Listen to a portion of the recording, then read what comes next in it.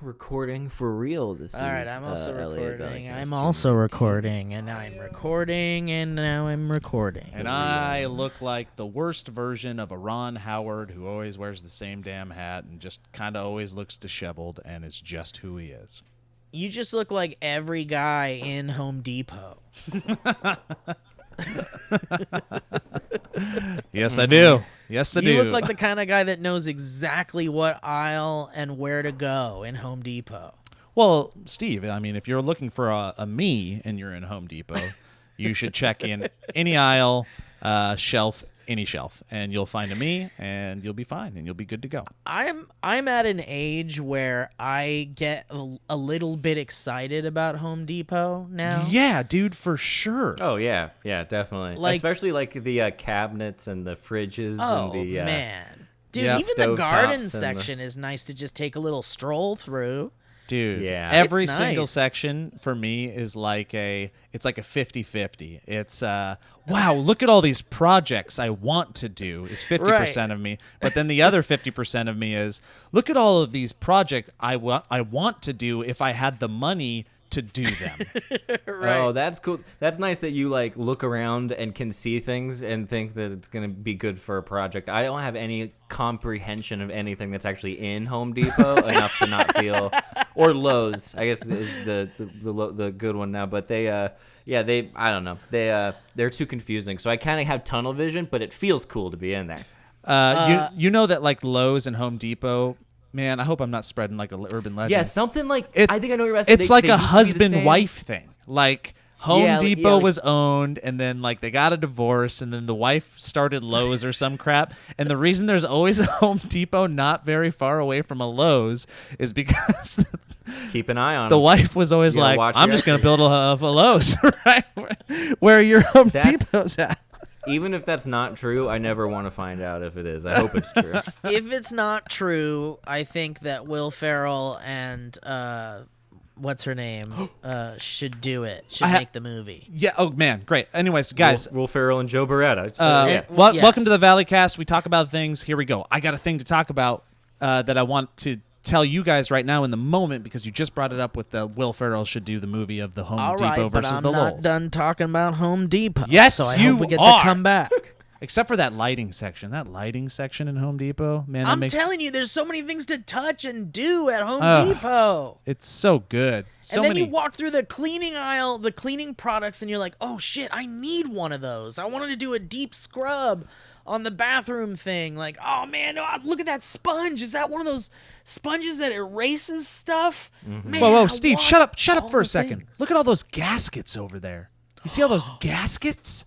They Dude, could go you know to what I could do with one of anything. those- You know what I could do with one of those gaskets for real, Joe? No. I could make a lightsaber out of one of those gaskets. Okay, shut up about Home Depot. No, actually, don't shut up about Home Depot yet, because also Home Depot during Christmas time is a come on. It's an underrated Nice. mecca. It's an oasis of color and Santa goodness. It's a winter wonder. It's a retail winter wonderland. Yes, it is. A retail winter wonderland. Let's call this episode a retail winter Winter wonderland. Wonderland. A retail The second. trail. All right, guys, I have a movie pitch for you, and I pitched it Okay. to Judd Apatow. Mwah. Blowing a kiss to my wife. Oh, I pitched blowing a this. kiss I to pitched Judd this to Judd Apatow on Twitter. Yet to hear back, but that does not disregard the fact that Wait, did you really do that? I did because it's brilliant. And I was like, "This is for you," because because it just is. Like we could do it, but it's 100% something that he should do. So I was listening to the Bill Simmons podcast, and he had Judd Apatow on, and he was talking about the Michael Jordan documentary that I know Elliot watched, but Steve would never. Oh yeah. No, I need to watch it because I know Wonderful. I would still enjoy it. So Wonderful. within this, Steve, a little backstory. There is a moment back in the late '90s when the Michael Jordan Chicago Bulls were playing the Utah Jazz in the NBA Finals. Was it the second time? It doesn't matter. Irrelevant. There was something called I the have no Michael idea. Jordan flu game.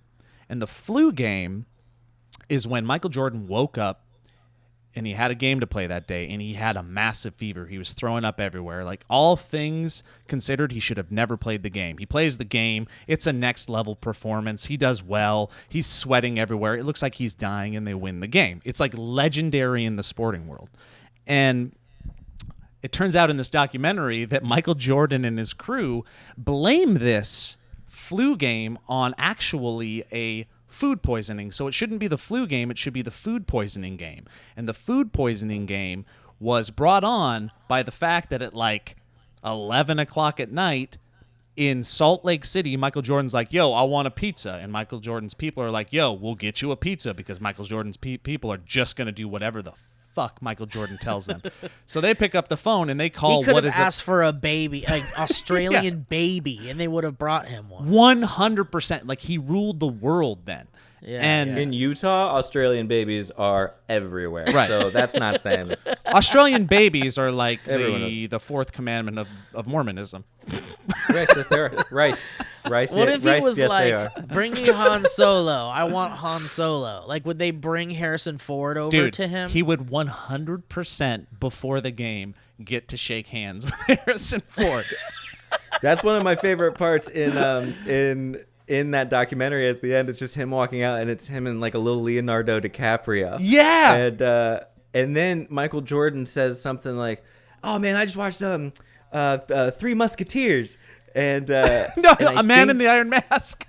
Yeah. But I think he said Man in the Iron Mask. No, you're right. Never mind. I'm railroading the Because story. I think he meant to say to say Man in the Iron Mask, but definitely said a not Leonardo DiCaprio movie. And Leonardo DiCaprio was like, "Yeah, it's okay, man. You're Michael Jordan. Yeah. It's like that was a great game. You did a can beautiful say job. That was whatever amazing." you want. He said Yeah. Leonardo DiCaprio is such an artist that he said Michael Jordan's performance was poetic. Yeah, I was like, wow, that young to have that kind of gumption to sound. I would love to be able to say that's the most pretentious sounding thing coming out of anybody else's mouth, except But you for had anyway. to star in Titanic to be able to say something like that and Yep. be Right. taken seriously. Yes. We forget how on top of the world he was by then. Right. These are all Illuminati alumni. This is the top of the top, both these people. But what this story that Joe's saying, I know what you're saying, Joe. I know where this is going, and yes, you're 100% right. And it's. So fast forward, Steve. Michael Jordan is blaming that he got poisoned by this pizza. It's Salt Lake City, so there's probably only one pizza place open. And the story, according to Michael Jordan's people, is that 5 people showed up, which is weird for when somebody delivers a pizza. The story is convoluted, but anyways, the urban legend is that a group of people at this pizza parlor secretly conspired to poison Michael Jordan so the Utah Jazz could win the NBA Finals, which is an amazing thought. Whether or not it's true. Also, why would 5 people show up? Also, why would they know they're delivering to Michael Jordan? So many conspiracy theory points that we could talk about forever. Joe, did you not see the video I put on my Instagram of the guy who owned the pizza shop? Yeah. Yeah. Let's cut to that right now. You're not going to cut me out of the documentary, right? Or you're going to... I don't... What did you... Who brought it? Who's this from? Fool me once, you know? No, it's not good, but it was fun to make. And now we're back. Now we'll cut So, Judd Apatow, this is my pitch. Judd Apatow should make a Ocean's 11-esque, like, heist movie. It's a heist movie, but it's about Seth Rogen, probably all those guys, and that crew, 5 of them, conspiring to poison Michael Jordan so that the Utah Jazz can finally bring an NBA title home to Salt Lake City and all the people within. And I think it would be an that's really amazing good. movie. I think it'd be so good.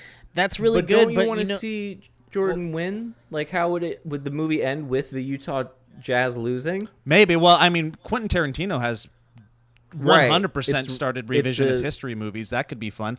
But it doesn't matter if you know the ending. We watch like biography it doesn't movies matter all if the you time. if you know the ending. It's yeah. about even the though- cool even though they music. win. It's about the cool music and all the crazy ways they finally get that pizza to Michael Jordan, and then it's the celebration moment when they see him sick on the bench the next day, and then Michael Jordan rises up and the anti-hero wins, and we love movies like that too.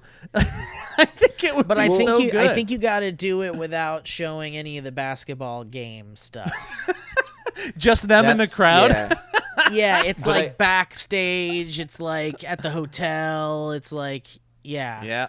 if you don't know the story and then you see that movie, Yeah. and you have these characters who go for it, but at the very end, Michael Jordan, in addition to still winning, when he's asked what went wrong, he just goes, "Oh, I got the flu," or whatever. Like, however they thought, they came to think it was the flu. That would be the funniest thing to see in a movie. Yeah. Like, that he didn't even give them the time of day to acknowledge that they tried to poison them. Yeah. They may not even If work. that's how it went. They may not even work at the pizza parlor, but the whole heist of it would be them finding out where he ordered the pizza, going to it, making sure it gets poisoned. It'd be so good, and it'd be set in Salt Lake City. They kidnap the pizza driver. But I think you need to write it, Joe, because you can't, like someone like Judd Apatow or whatever can't accept an unsolicited, like, Twitter idea. So you have to write it. He 100% can if he casts us. Oh, there you go. You've given legal permission then. If he casts us as the three dudes at the end of the bench that never get to play. Yes. Not even That the sounds like main roles characters. that are perfect for us. Yeah. That's a great time. Guys, welcome to the Valleycast. On this podcast, we basically kind of shoot the shit, but sometimes we have a topic. You're a shadow monster, Joe? What was that? I heard something from Steve's end of the world again. There's always an ambulance or a car or something going by. I know. It's such a busy boulevard that I have out here. But anyway, we were just talking about shit. We were talking about how great Home Depot is. And then that was a lovely pitch, Joe, for a movie. You. I think it would be But, good. I wish I had the chops. But the show it is mostly topic based, and we kind of have jumped around a bit since the beginning there, but welcome to the show, whatever, what have you. Thank you, the patrons and all that. Patreon.com/thevalleyfolk. If you would like to support us, it'd be really great. And also YouTube.com/Valleycast. Yes, also very important that you go do that. But I have a topic that I wanted to bring up with you guys. Did you guys have a topic? We basically were like, you guys want to do a podcast in an hour? That's my favorite kind, yeah. I will have a topic, but Steve, after you, please. Oh, okay. Mine's just what I'm watching, so it's not super interesting. Well, I wanted to talk to you guys a little bit about my personal feelings about Star Wars Celebration being canceled. And Star Wars Celebration is a Star Wars-centric convention. It is all things Star Wars, and all the actors from the movies come and do panels, and they announce new movies, and it's like a huge deal. Okay. And it comes around every 2 years, and it's usually in Orlando or somewhere in the East Coast. And Can I? Vermont. Sorry, are you? Correct, Joe. Next question. I had an idea, and I don't know if this fits into what you're doing, but before you tell us your feelings on it, Yeah. What if me and Joe take a piece of paper and we write down generally what we think your opinion is going to be, or Okay. what your thoughts are going to be? Sure. And then we read it, and then we. Sure. I think that's a great idea. All right, 1 second. I might have to type mine out because I don't touch analog. Well, we know what your feelings are. You don't need to type them out, but you can start talking about what the celebration when we is. eventually get to your guys' ideas. Tell us a little bit more about what the actual event is. Well, I don't even know if you guys might even be prematurely like coming up with what you think I'm even going to talk about. Okay. So That's very true.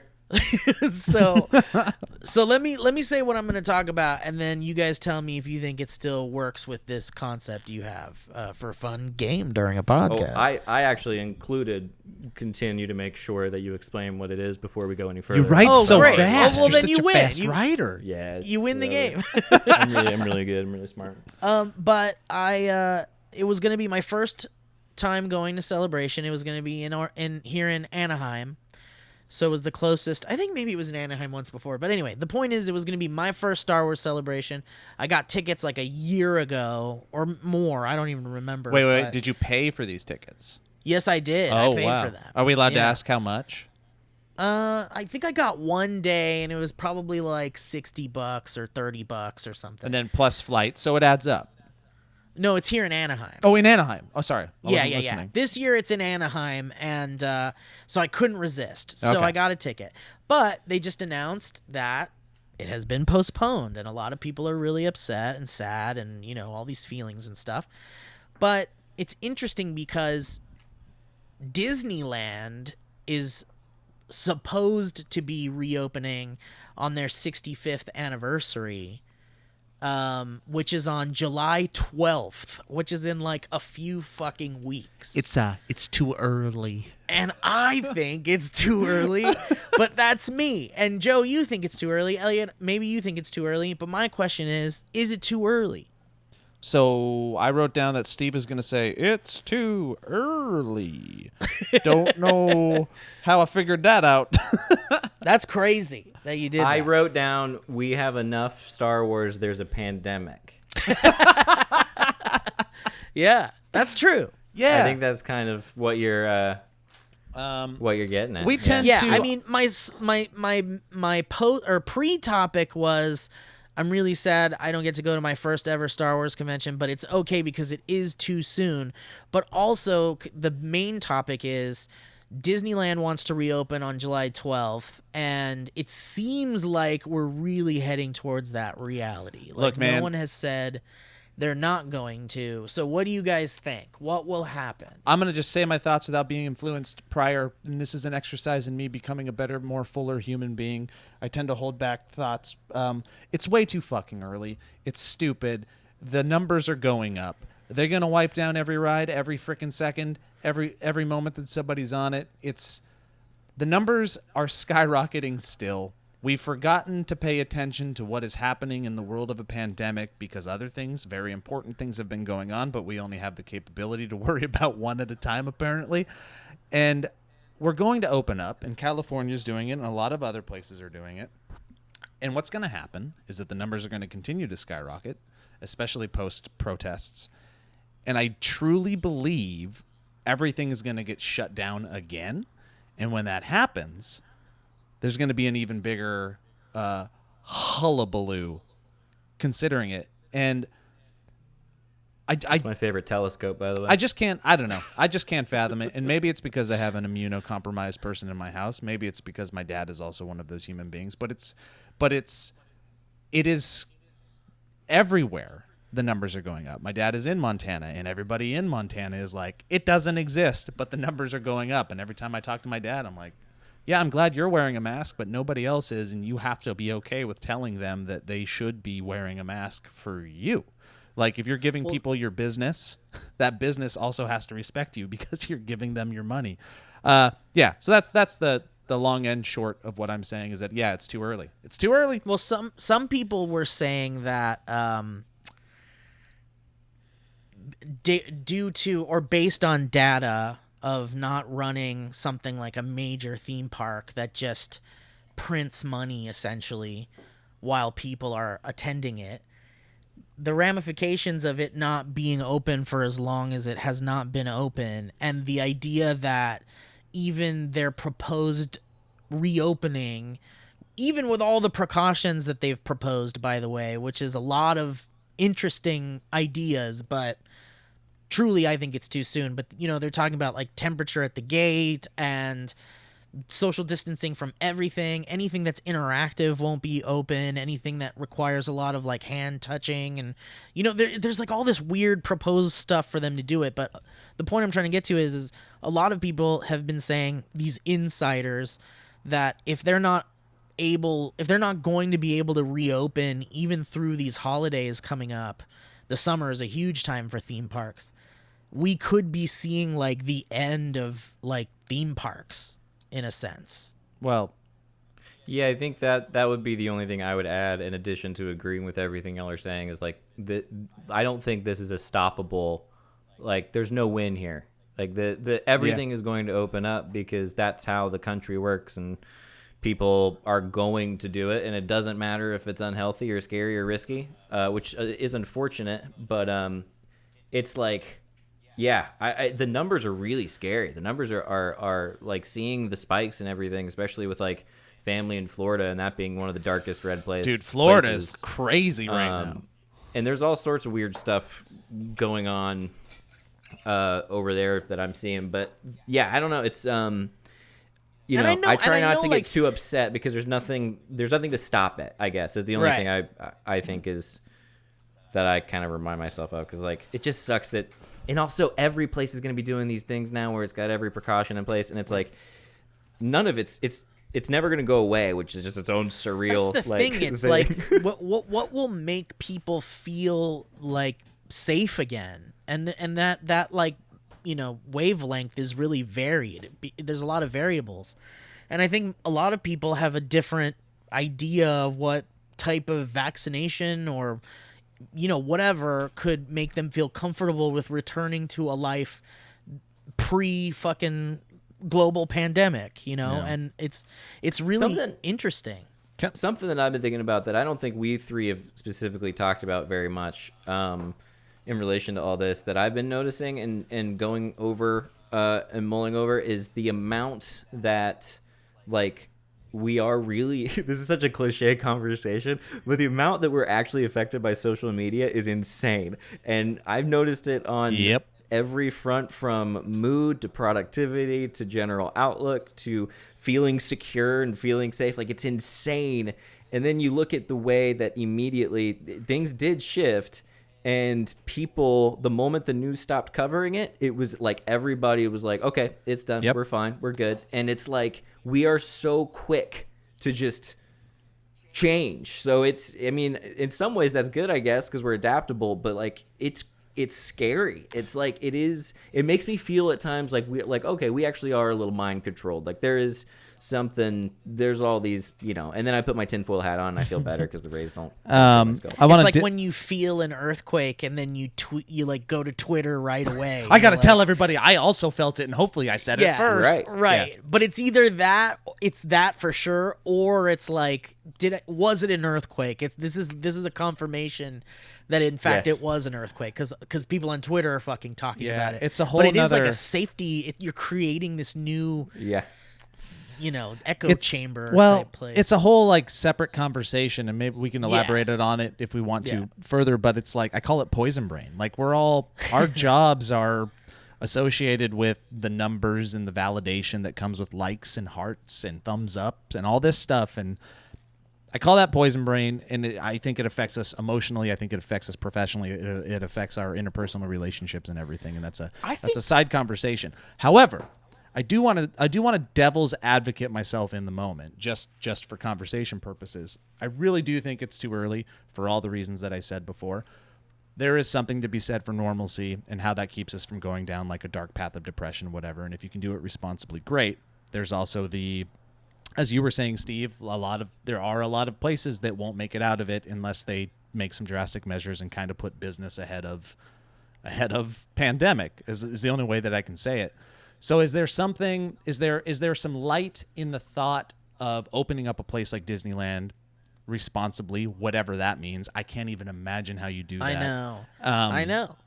And allowing people to go have a cathartic visit in Fantasyland and have some fun and kind of let go. I think there is something important to that. So I do want to acknowledge that.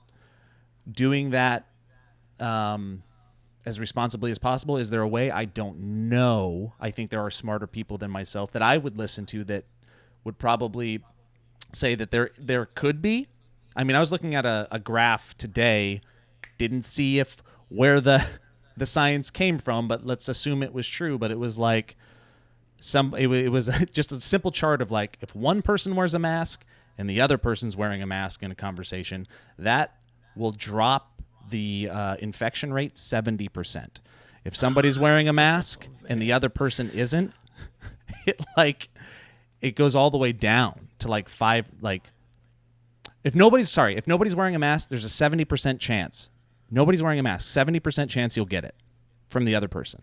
If one person's wearing a mask and the other isn't, 5% chance. If one person's wearing a mask and the other person's wearing a mask, 1.5% chance. So that 5% chance is what people don't give a shit about, And the reason why they're not wearing masks, probably because they feel like, well, if these people are wearing masks, then I don't have to wear a mask. Ooh, I don't even think the people that aren't wearing masks are thinking even that. I mean, but who knows what they're fucking thinking? They're thinking ridiculous shit anyway. I like what Bill Burr said about it because he got on. Did you see that clip with Bill Burr went off on Joe Rogan talking about the masks? No, please. It's very good. Basically, can we just play it right now? If you can play it, yeah. I can play it. If there's a way to do that. I can play it, yeah. I have it. Wait, real quick, context-wise, is Joe Rogan anti-mask? I think he's for it, and then when the CDC came out against it, then he was like, wait, they don't know what they're talking about. And then but it's interesting. Yeah, he's against, what he says in it is, you're against, do you really think people walking down the street need to wear a mask? Like they're 15 feet apart from the next person. Is it that big of a deal? And then Bill Burr's like, I'm not going to do this with you, man. I'm not going to do this. It's a very, what Bill is he Bill on Burr it is, with Joe Rogan? The best. Yeah, oh, he's just sitting across from him. Yeah. Let's listen to it. I have it right now. You guys want to hear it? Yes, please.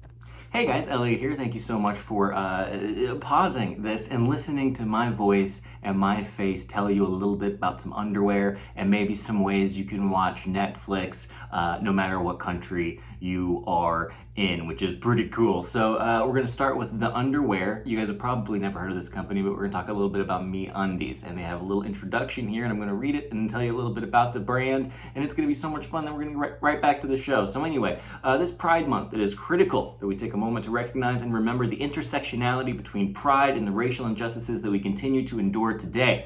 This month, through their MeUndies Gives initiative, MeUndies continues to take action to achieve their mission of creating a more thoughtful and accepting world by making $50,000 donations to both the It Gets Better Project and the Black Lives Matter. They, like MeUndies, are committed to standing up against the hate and intolerance and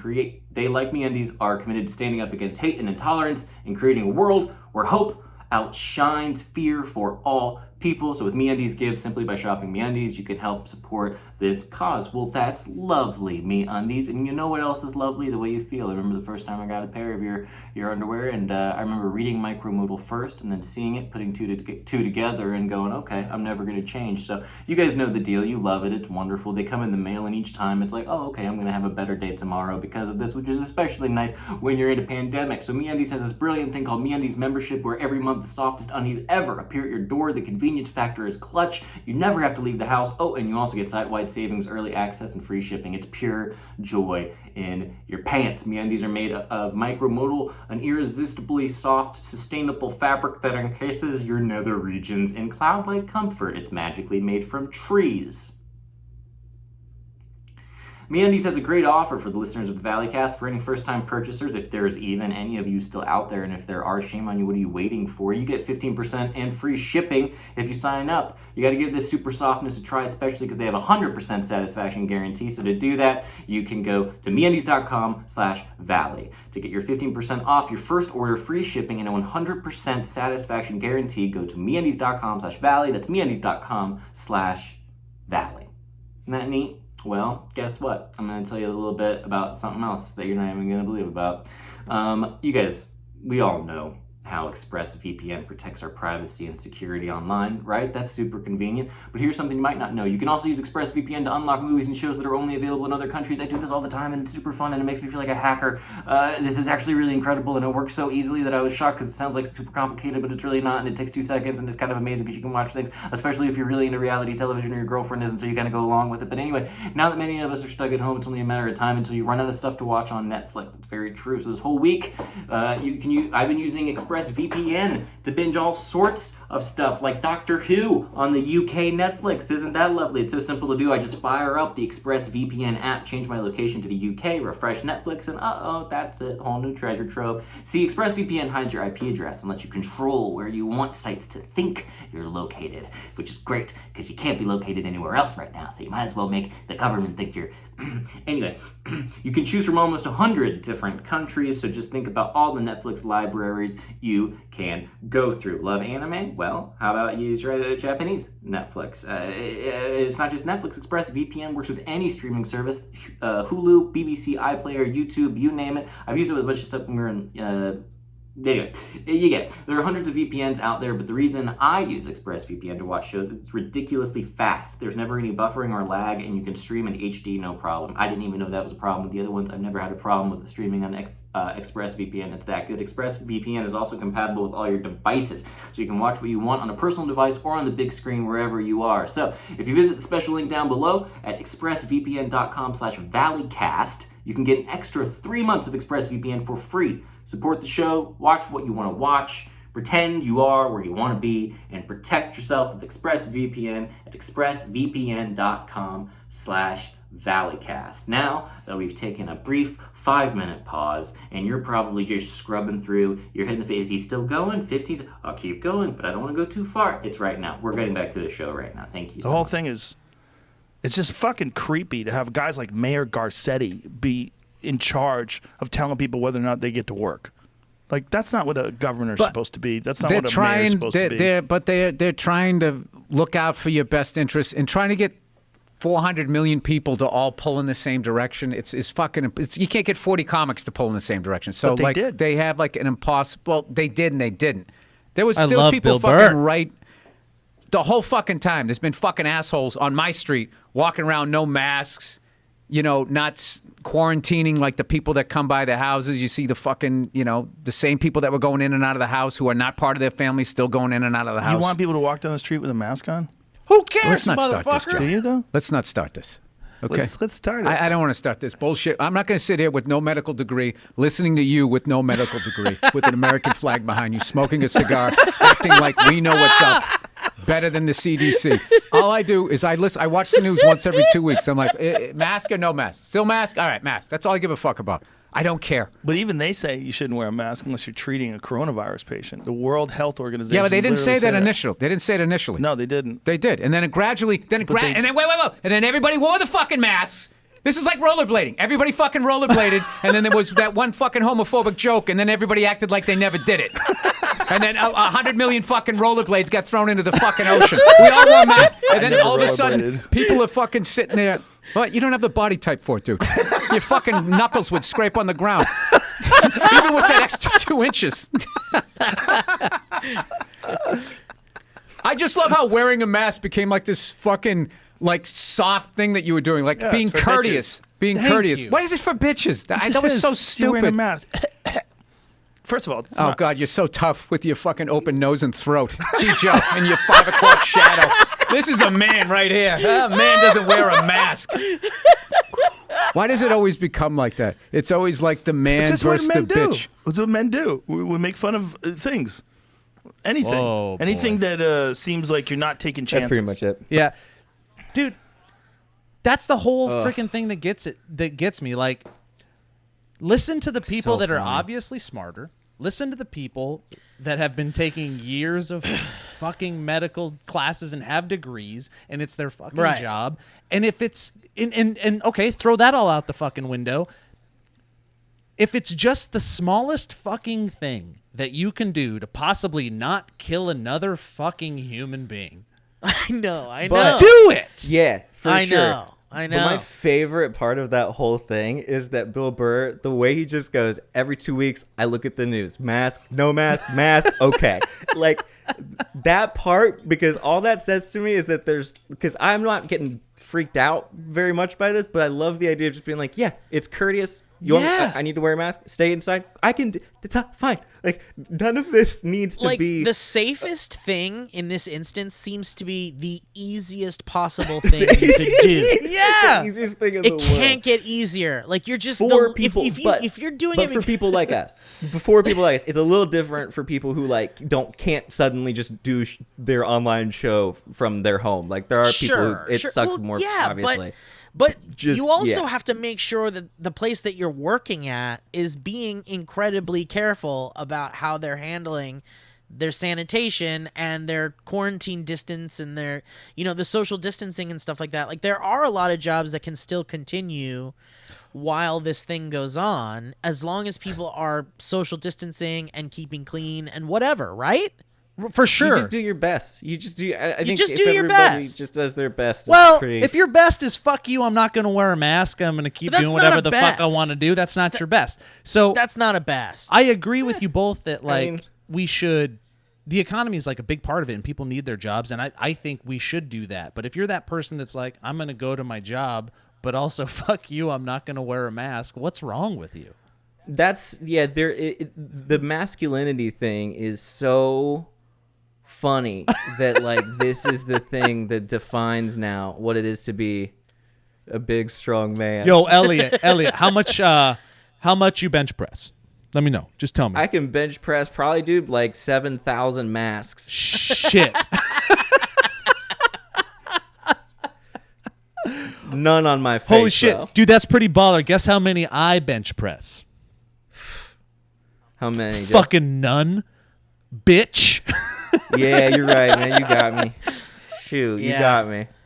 I I forgot just- that a mask in your general vicinity is pretty bitchy. I just Yeah, feel man. like complaining about the like mask thing, like complaining about having to wear a mask is really irresponsible right now. Like you just have to, like I can't remember what fucking goddamn podcast or fucking sit in front of your computer show I was doing, but I was talking about reading the room and like really being aware of people around you and just kind of listening to people and understanding that truly you're hurting people by not wearing a mask. Like Potentially, yeah. The percentage of hurting someone, the percentage of killing someone because you're not wearing a mask is higher than wearing a mask. So what's the problem? Like if you don't believe it, that's it. That's a whole other fucking thing, but It's a lot of it's a lot of empathy conversations. It's empathy. It's Like, you reading the just room and because you empathy. can't. Yeah, people can't. It's so crazy. It's having a little bit of courtesy, empathy, respect. These are And the all crazy fine thing things. is like we get told that that's like a liberal like agenda and like and it's like such a hard we're all brainwashed because we all want the same thing and it's like but the thing that we want is like for people to just be like happy and Not die. and not die. Like there's nothing radical about that. There's nothing inherently like big and wrong with literally just wanting everyone to be treated exactly the same and respected. Period. I'm okay being brainwashed in this particular area. But it's like such a of all weird thing to things. be. I don't think I'm hurting. I think I'm literally not hurting anybody. So it's actually, in terms of if you're going to get brainwashed into a particular type of behavior, okay, yeah, I will be the drone for the state or big deep state, I guess. Right. It's just so weird that like you can even argue basic human rights like in any kind of way, you know? Like it's just so it's just mind-boggling. Final tension, Warped, man. stress. It's very warped. We're living in a very Very polarized, the whole warped the time. tribalism has infected everything, and it's now It's so bad. It's affected masks and survival. My final thought on it is, I do look. I understand the economy part, the economic part of it, and thankfully, it seems like that's getting a little bit better. But according to studies and everything I've read from people that are obviously smarter than me, we can open the economy. We can do that if everybody commits to doing as simple of a thing as wearing a fucking mask. I know, but someone's always got to ruin it. You know? I don't. Someone's always got to fucking ruin it. But you're right. It is as simple as all of us just getting together and realizing that there's very simple things we can do to stop the spread of this fucking thing, and then everything can go back to normal so fast. But we just got to This is like the fact that you brought this conversation up, or this conversation became this, is so funny given the video that will probably have gone live by the time this podcast is out. Like it's like it's gonna feel like this is all we're a mask. This is just channel brilliant marketing. after this. Masketing. Yeah. Well, I've gotten a lot of flack on my stories because I'll post stories where there's just way too many people out, and I'll be like, this is way too many people out. I hope you're all doing something that can't be done from home, or this is a quick run to the grocery store or whatever. But it just seems like there's certainly way more people out than there were the first few weeks of the pandemic when they told people to stay home. There's so many people.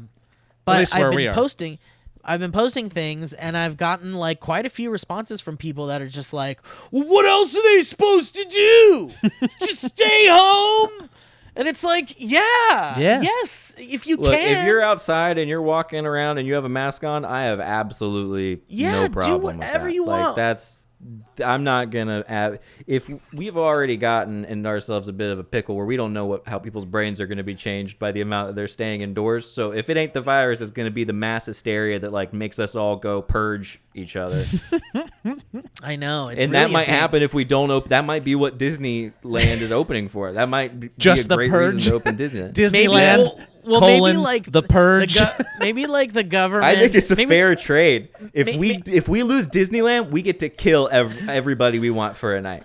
I bet there was like a secret meeting between like the CEO of Disneyland and like the government or whatever, just some deep dark whatever shit. And they were just like, all right, look, if we don't open Disneyland at least, then people are going to start to really kill each other. Like it's going to be pandemonium. Like just we got to Disneyland. We got to open Disneyland, and we got to open, and we got to open all these other places. Otherwise people are going to start like the revolution's going to get worse. Like I don't know, there must be some sort of tactic based around reopening things early because we can't handle staying at home. It's so fucking simple. Like every other country that has obliterated it, they're wearing fucking masks. That's it. Yeah.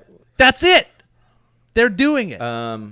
They just did a thing today that said that Trump said he feels like people are wearing masks as a protest against him. Fuck, man. He's just trying to kill his followers. I just think I don't know. I think that's so funny. He's just trying to kill people that love him now. He's making them sign waivers for his Tulsa rally to where if they get COVID at his rally, they're not allowed to sue him.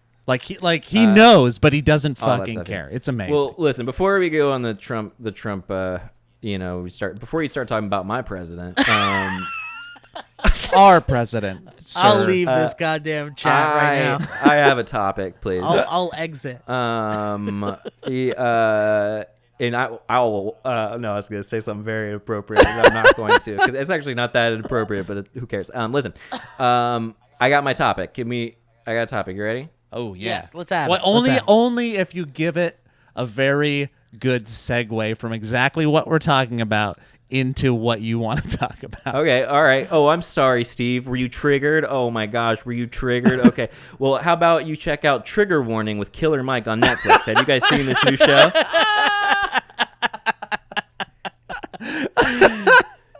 What is that? Yeah, I mean that was a hook. That was a perfect setup. That was so good. What is it? Oh, what's Trigger Warning? Okay, let me back up here for you guys a second. All right, I'm a big Run the Jewels fan. Do you guys listen? I've listened to this much, which I'm holding up my fingers, and it's not enough. They're great.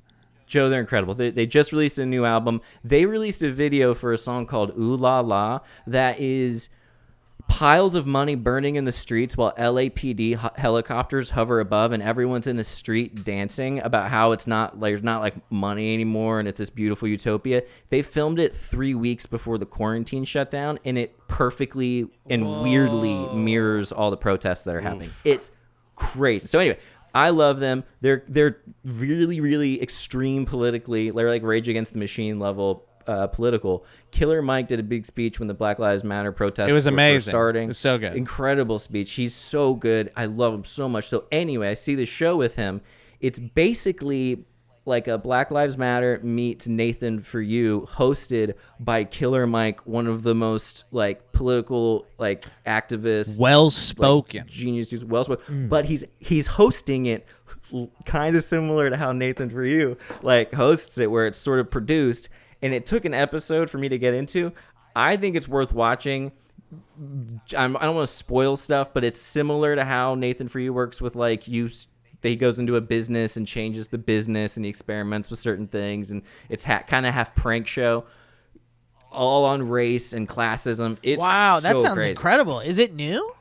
I think it's really new, yeah. And he's got like at one point, his Run the Jewels partner comes in, and has like a scene with him or something. They have like a radio show, and they have like he's just also really funny. Like he's really good, and Wow. it's a cool show. And I've never seen anything like it with like the crazy experiments that they're doing. Well, you It's basically sold like me.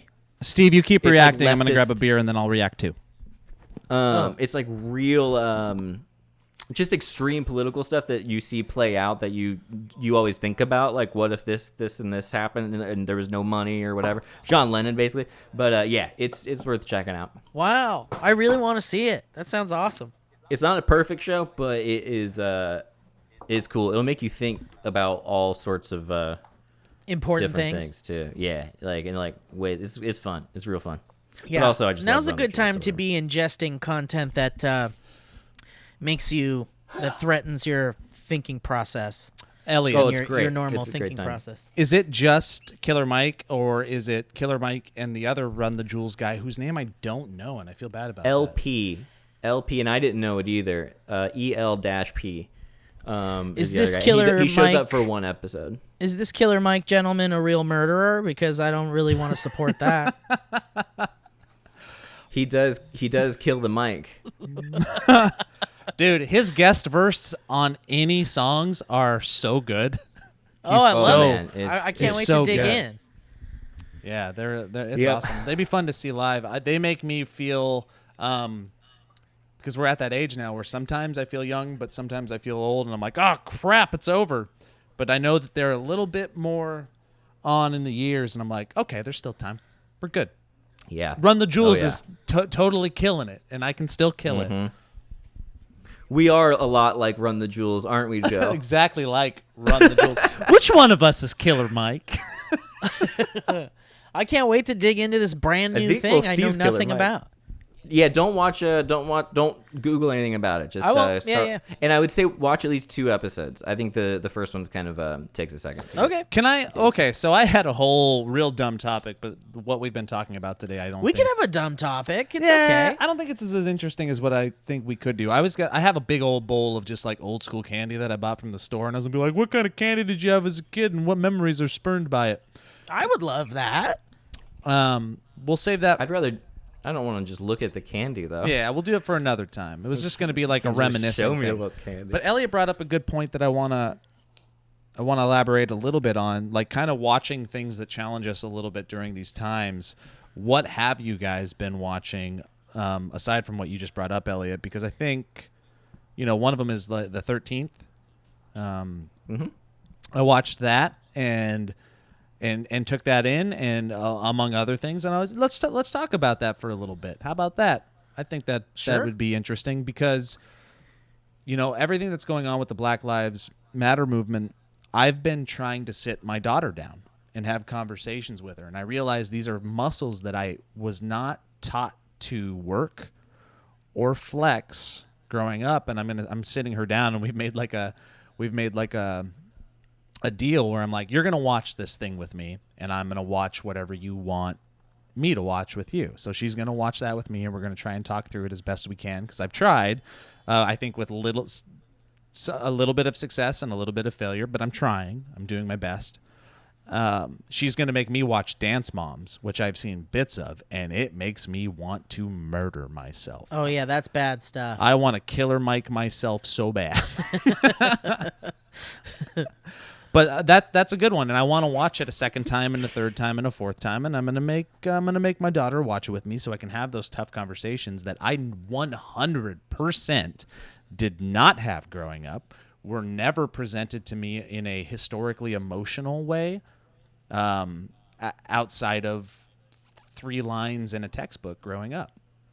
So that's one of the ways that I'm challenging myself. I'm trying to present these conversations to my daughter in a means that she has them, like I didn't, but also to flex the muscles so I can have them better moving forward. Yeah, that's nice. I don't envy you.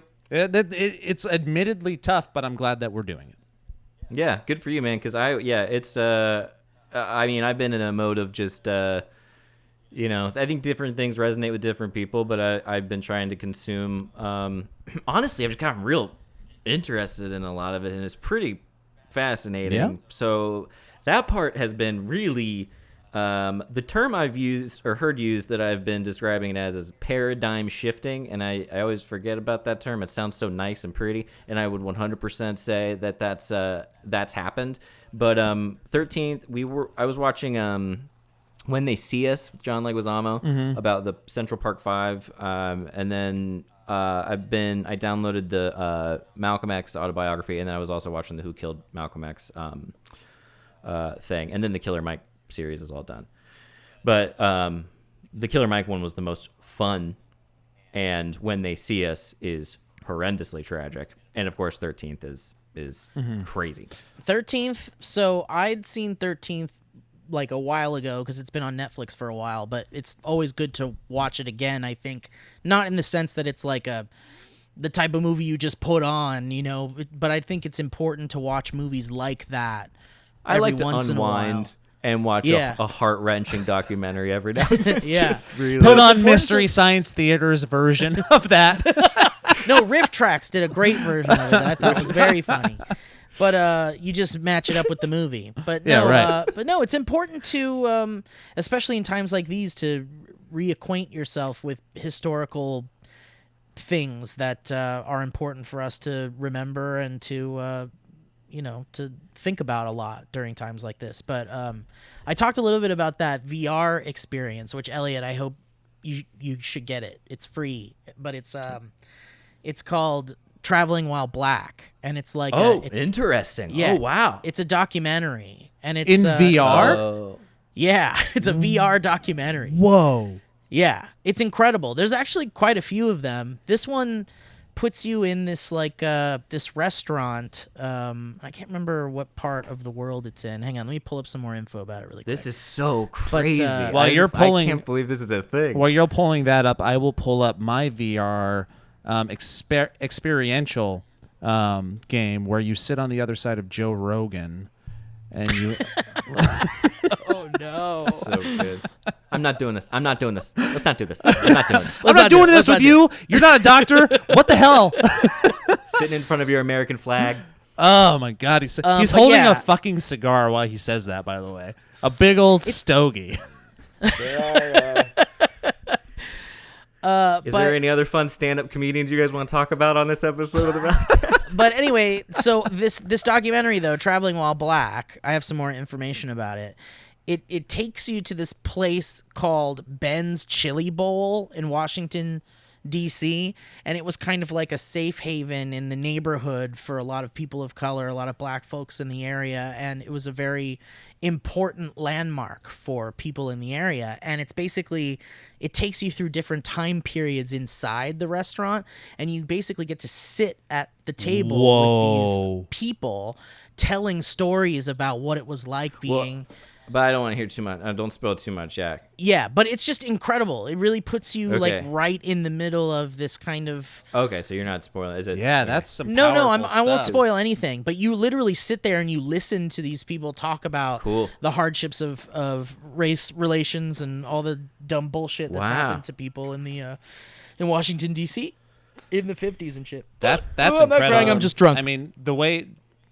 Just the concept of putting yourself in somebody else's shoes. If VR and technology can actually put you in the shoes, it's going to open up your paths to empathy so much quicker.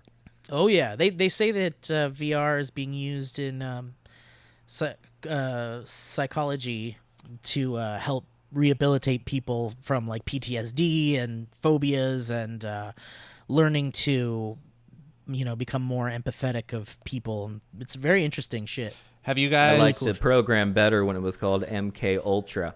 Went down that wormhole. Oh no! Have you guys refreshed on the whole MK Ultra thing lately? I love. I like a good conspiracy theory, but have you seen a new MK Ultra thing? First of all, let's back up. Did you just call MK Ultra a conspiracy theory? You should go look it up. All right. You guys. Wait, what do you mean? Talk about it. No, yeah. Admittedly, there's people like me where I'm a little in the dark on it, a little bit. Oh, MK Ultra. Yeah. It's an actual program where they attempted to do brainwashing using psychedelics. Yeah. And they tried to Yeah. convince people using brainwashing to murder other people.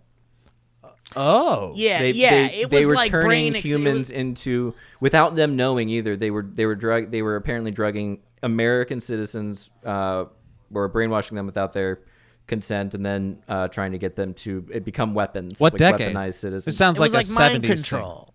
This is 70s or Mind control, yeah. 70s, 60s? It sounds like a 60s. Yeah, something like the 60s, 70s. Yeah. Yeah, one of the program led to another program, but that's what I was thinking about when they brought up the VR thing of like, yeah, they're gonna solve all these problems. Like, nope, they might, but they're gonna do some other stuff, I bet too. Dude. It might. Speaking of VR, your the video that Grace took of you playing Beat Saber is Oh, 100% the funniest fucking thing that Dude, I've seen it's- in the last 3 years. Yeah, yeah, it's so. Dude, I remember what I felt in that moment, it's so and I knew I looked stupid, but I didn't know I looked that stupid. You It was- look like it was somebody- great. That's how everyone looks playing no, Beat no. Saber. You look like somebody that is acting for an audition for somebody playing VR. It's so fucking funny. Yeah. Yeah, And I it's like very grabbed good. my crotch a lot during it. I think I did cut that part out. Like, I Yeah, grabbed my were crotch those a scary lot. moments because you backed up and you grabbed your. Well, like, do you do this as a grown I do it more as I'm getting older, but if I'm like laying down on the couch or something, I'll find myself, oh, don't do that. You can't just be like Oh, constantly, forever. moving your junk around. I Yeah, know. I so don't then- know what it is, but it is. So then just when I this got natural droids thing. coming at me and I got my lightsaber, I got free hands. Dude, Alana got a video of me. You know how it is. Alana got a video of me that you'll never see, but I'll show you guys. But it's us doing the latest movie game, and I'm just sitting in my underwear on that set, and literally at one point I'm just massaging my balls. Yeah. Just like my brain turned off like an animal, and my hand is just like massage. It's like it's Yeah. too long. Like Alana filmed the whole thing. And I was just like, yeah, I don't deny that. That's just something we all do, I guess. Dude, Yeah. it was a ritual for like in high school. If like our track team, our relay team, we would walk from our wherever the hell our camp was for track to our starting position, and there I have pictures, and I'll try and find them. Our hands are just down our pants. It was just like that's where they would be. Yeah. Very. So where are y'all's hands right now? It's like Mine are on my legs, but one if on a we mic, hadn't been- one on my crotch. 100%. Mike? If we didn't bring up this topic, my hands would be on my balls. Yeah. I just was like, okay, I got to think about not doing it, Dude, now, 'cause it's now I'm they're just- they're like it's like you're in therapy or somewhere else. It's like a fidget spinner. It's a 100%. fidget spinner. It's what it is. It's the only part It's of a your body stress that just ball. it's malleable. It moves around. You can do tricks with it. Yeah, there's no. You guys ever do the one where you spin it around like really Yeah. fast and then you throw Mine it up light up. and you catch it with Yeah. your other hand behind your back and then you throw it under Yours your leg. light up? Mine light up, yeah. Whoa. Yeah, I got it done in Vegas like 3 years ago. Yeah. Oh, it's awesome, man. Yeah, Vegas. That's, Do you yeah, guys- that- yeah. Do you guys know the Louis from The State? I want to dip my balls in it. You guys know that character? I remember it very like slightly from back in the day. Ken Marino played this character on an old sketch show called The State, where he would come into a room and they'd be like, Louie's here, oh my God.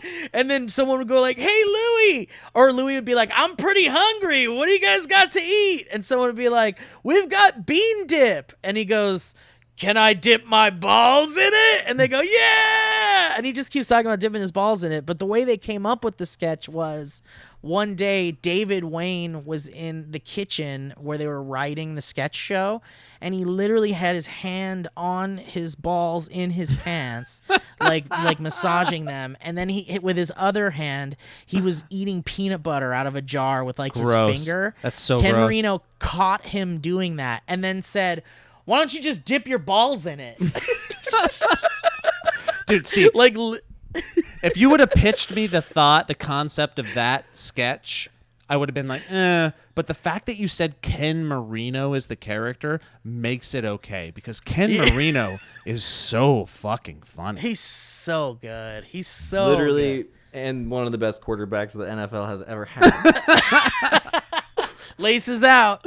All right. Well, listen, we're hitting the hour mark. So what if we just said goodbye? Yeah, I think that's good. One last point that I want to say on the topic that we were doing, which is a crazy juxtaposition to what we just said, is that if you're also interested in finding some good things to read, the 1619 Project on the New York Times is also another good place to just kind of deep dive and open up your mind a little bit regarding everything that's going on right now. That's wonderful, Joe. Thank you for that. And watch that Killer Mike show. Watch the what? Oh yeah, Killer The Mike. Killer Mike show. Yeah, for I sure. mean, I think it's fun to watch for multiple reasons, because it's just, there's some characters in it that will infuriate you to no end. It's pretty crazy. So you guys will enjoy it. What was that? Go watch it. Let me know what you think. What was the Sacha Baron Cohen show that came out right This Is before America? This Is America? He needs to do season 2 Who is I America? know. right now, because that thing went Who fucking is under the radar for all the crazy shit that happened in it. It's I think I he's know. out there. I think he's doing his thing right now, and no one knows. If he now would be the time to do it for sure. what if Steve Holy just shit. pulled his face off and he was Sacha Baron Cohen? The stuff he could do just over Skype would be, and just over I video. know, chat. exactly. Oh my exactly. god, he was probably every person on that LA City Council call. I'm surprised he wasn't at least one. Yeah. Did you guys know that Tony Hawk was one? Did you see that clip? Yeah. Yeah. No shit, really? Yeah. That's great. Yep. All right, well, guys, thanks for listening to the show, and we really appreciate you. And if you'd like to contribute to the continuation of this little thing we do called The Valley Folk, you can go to patreon.com/thevalleyfolk Yep. and consider becoming a patron, and you get some nice little treats and goodies like this podcast early on, and a whole bunch of things like fireside chats, which we need to do again real soon. Let's do one soon. Where we hang out with the patrons in a one-on-one conference call essentially, and it's a good time.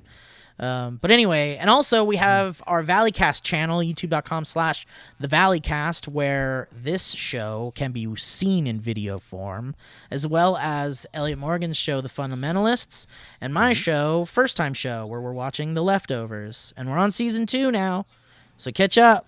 True that. And we got some fun movie games coming up. We got a spattering of guests that'll blow your mind. So be prepared. Yeah, be prepared, man. guys. All right, well, thanks for prepared. listening. Underrated. So many guests, they may not even have room for me on the. You'll that be on it. movie You're going to be game. the crux. You're like the crux. You're the foundation. Bye, everybody. Yeah, the down guy. I'm Yeah. the fall guy. Be right? prepared. right. Be prepared as an underrated Lion King song. I just want to throw that out there. This is- Absolutely. I didn't know it was underrated. I love that song. It got ruined Except in the movie. live action. Yep. All right, thanks for Bye. watching, guys. Bye. Bye.